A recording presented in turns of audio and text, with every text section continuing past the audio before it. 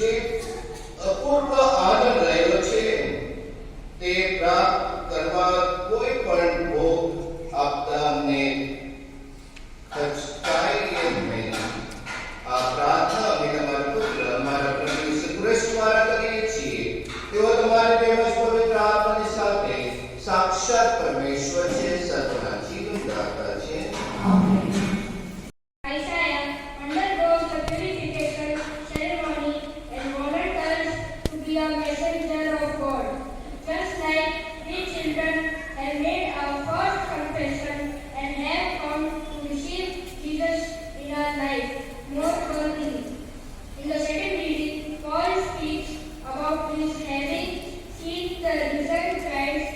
Just like these children too will be blessed to experience Jesus closely today. In the Gospel, Peter finds in Jesus a real teacher and master whom he found worth obeying. As we children, you too are going to receive Jesus in his body and blood, soul and divinity for the first time. We ask you all to keep us, Arpan, Shreya, Richardson, Maria, Lori, and me, Jordan, in your special prayers during today's Holy Mass. From the prophet Isaiah. In that year, that king Uzziah died. I saw the Lord sitting upon a throne, high and lifted up, and the train of his robe filled the temple. Above him stood the seraphim. Each had 6 wings, and one called to another and said, Holy, holy, holy is the Lord of hosts. The whole earth is full of his glory, and the foundations of the shores shook at the voice of him of God, and the house was filled with smoke. And I said, Woe is me, for I am lost, for I am a man of unclean lips, and I dwell in the middle of a people of unclean lips. For my eyes have seen the King, the Lord of hosts. Then one of the seraphim flew to me, having in his hand a burning robe, that he might take it out from the altar. And he touched my mouth and said, Behold, this has touched your lips. Your guilt is taken away, and your sins atoned for. And I heard the voice of the Lord say, Whom shall I send, and who will go for us? Then I said, Here I am, send me. This is the word of God. Thanks be to God.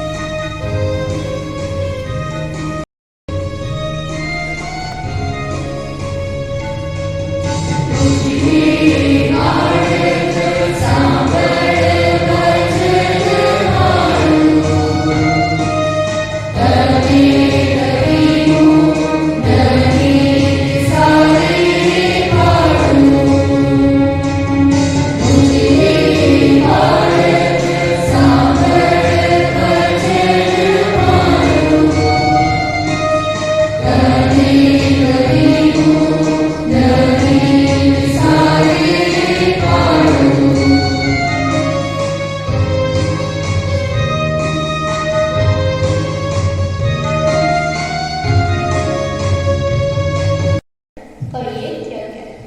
બંધુઓ, મેં તમને જે શુભ સંદેશ સંભળાવ્યો હતો તેની હું તમને યાદ આપું છું. એનો તમે સ્વીકાર કર્યો હતો, એમાં તમે દ્રઢ થયા છો. એને લીધે જ તમે મુક્તિને માર્ગે આગળ વધી રહ્યા છો. બેશક તમને જે સ્વરૂપમાં મેં ઉપદેશ આપ્યો હતો તેને તમે વળગી રહ્યા હશો તો, નહીં તો તમારી શ્રદ્ધા ફોગટ ગઈ સમજો. મેં તમને સર્વપ્રથમ તો પરંપરામાં મને મળેલી એ વાત પહોંચાડી હતી કે શાસ્ત્રો અનુસાર આપણા પાપને માટે ક્રિસ્તે મૃત્યુ વહોરી લીધું હતું. તેમને દફનાવવામાં આવ્યા હતા અને શાસ્ત્રો અનુસાર તેમને ત્રીજે દિવસે ફરી સજીવન કરવામાં આવ્યા હતા. અને તેમને કેફાને અને પાછળથી 12 શિષ્યને દર્શન દીધા હતા. એ પછી તેમણે 500 ઉપરાંત ધર્મબંધુઓને એકી વખતે દર્શન દીધા હતા, જેમાંના ઘણા ખરા હજી હયાત છે, જો કે કેટલાક મૃત્યુમાં ખોટી ગયા છે. ત્યાર પછી તેમણે યાકોબને અને પછી બધા પ્રેષિતોને દર્શન દીધા હતા.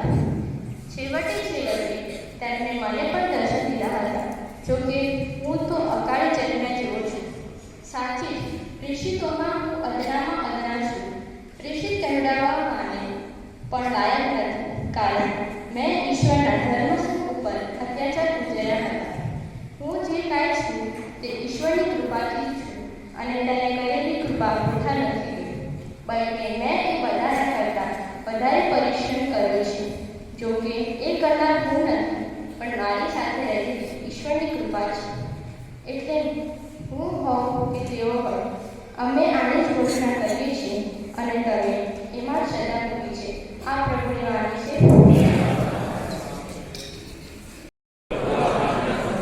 ભગવાન ઈસુ ખ્રિસ્તનો શુભ સંદેશ.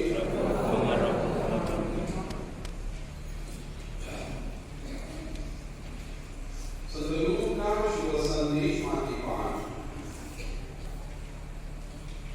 એક દિવસ ઈસુ ગલિસરે સરોવરના ડીગમાં અને લોકો ઈશ્વરની વાણી સાંભળવા માટે તેમના પર પરાગમણી કરતા હતા. એવામાં તેમણે બે હોડીઓની કિનારે પાસે પડેલી જોઈ. માછો કિનારે ઉતરીને જાળ ધોતા હતા. તે હોડીમાંની એક જે સીમોની હતી તેમાં ચડી જઈને ઈસુએ તેને હોડીને કિનારાથી થોડે દૂર લઈ જવા કહ્યું. પછી હોડીમાં બેઠા તેઓ ઊંઘી આંખવા લાગ્યા. પ્રવચન પૂરતા તેમણે સીમોનને કહ્યું, હોડી ઊંડા પાણીમાં લઈને અને તારી જાળ માછલા પકડવા માટે પાણીમાં નાખ. સીમોને જવાબ આપ્યો, ગુરુદેવ, અમે આખી રાત મહેનત કરી પણ કશું હાથ નથી લાગ્યું, પણ આ કહો છો એટલે હું જાળ નાખું છું. જાળ નાખતા જ ઢગલાબંધ માછલી તેમાં પકડાઈ અને જાળ તૂટું થવા લાગી. એટલે તે લોકોએ બીજી હોડીઓમાંના સાથીઓને મદદથી આવવા ઈશારત કરી.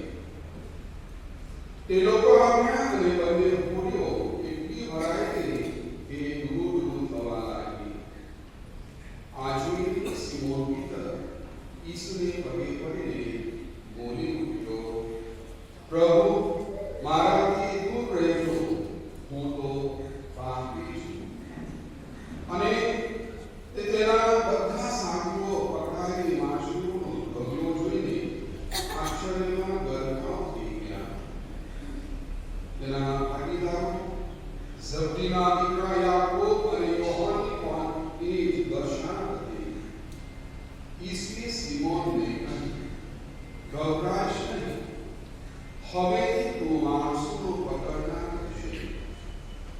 એટલે હોડીઓને કિનારે લાવ્યા પછી બધું છોડી દઈને તેઓ ઈસુની પાછળ પાછળ ચાલી નીકળ્યા.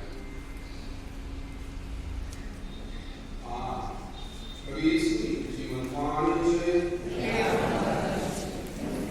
શું બનશે? Career oriented. મારું બાળક શું બનશે એ ચિંતા તે એક કુટુંબ, એક પેરેન્ટ એમના ફ્રેન્ડ પાસે જાય છે, કે છે હવે મારું બાળક શું થશે, મને કેવી રીતે ખબર પડે? એમને એ સલાહ આપી, તમે એક કામ કરો, તમે ટેબલ ઉપર એક 500 રૂપિયા નોટ રાખો, અને પછી એક બાઇબલ રાખો, અને એક વાઇનનો બોટલ રાખજો, અને તમે સંતાઈ જાઓ. બાળક અંદર આવે તો એ 500 રૂપિયા નોટ લેશે તો તમે સમજી લેજો કે એ બેન્કર બનશે, એટલે બેંકમાં નોકરી મળશે, બેંકમાં કામ કરશે. બાઇબલ કહેશે તો સમજી લેજો એ પ્રચારક બનશે, કદાચ ફાધર કે બનશે. અને વાઇનનો બોટલ લેશે તો સમજો કે દારૂડીઓ થશે. સંતાઈ બધું તૈયાર રાખે, બાળક આવે છે, નોટ જુએ છે, નોટ પોકેટમાં મૂકે છે, બાઇબલ જુએ છે, બાઇબલ ચુંબન કરે છે, હાથમાં પકડે છે, અને પછી બોટલ લઈને આનંદથી બહાર જાય છે.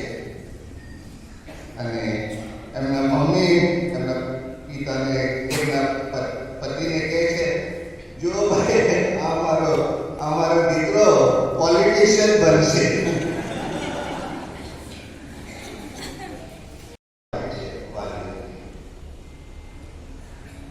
અને પ્રભુ ઈસુને પણ ફિકર ચિંતા છે કે મારું કામ કોણ ઉઠાડશે, મારું કામ કોણ ઉઠાડશે. એટલે હાથે હું કરવા ઈચ્છતો નથી, એ ભગવાન હતા છતાં પણ કરી શકે, પણ નહીં, લોકો એમનું કામ ઉપાડશે. અને એના લીધે એ સૌથી પ્રથમ પ્રચારક તરીકે કામ કરે છે, પ્રચાર કરે છે, પ્રભુનો શુભ સંદેશનો પ્રચાર કરે છે. And be strong in faith, ready to face any challenges that come our way.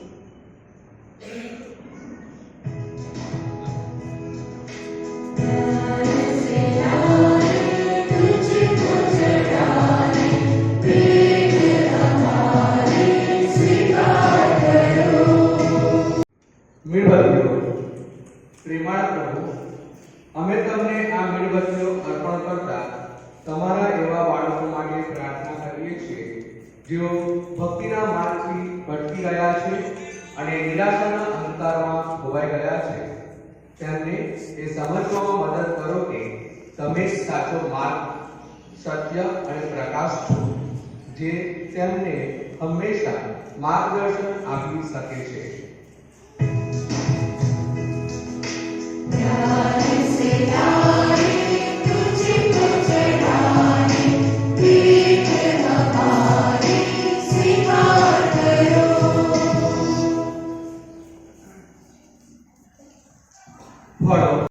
વિશ્વના સર્વ બીમાર અને પીડિત લોકો માટે પ્રાર્થના કરીએ છીએ. તમારા દિવ્ય સ્પર્શથી તેમને સાચાપણું બક્ષવાની કૃપા કરો. તમારા દિવ્ય સ્પર્શમાં તેમનો વિશ્વાસ દ્રઢ થાય અને તેમનો એ વિશ્વાસ તેમને સારા સ્વાસ્થ્ય અને ખુશાલ જીવન તરફ પાછા લાવે.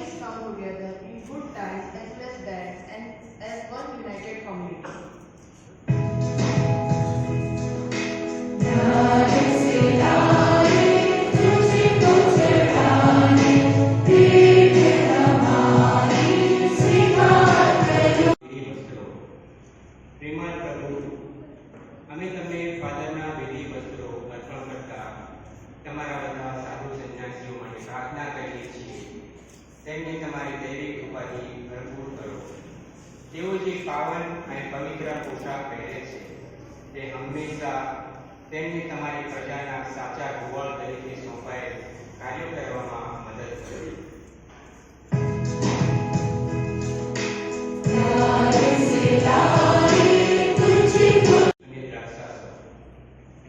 પ્રેમાળ પ્રભુ, અમે તમને આ રોટી અને દ્રાક્ષાસવ અર્પણ કરીએ છીએ, જે ટૂંક સમયમાં તમારા દૈવી શરીર અને રક્તમાં પરિવર્તિત થશે.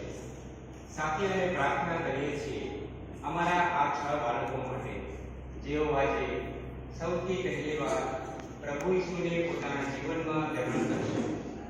પીટરની જેમ તેઓ પણ હંમેશા તમારામાં તેમના સાચા શિક્ષક, ગુરુ અને મિત્ર શોધે એવા આશીર્વાદ અને કૃપાઓ પ્રદાન કરો.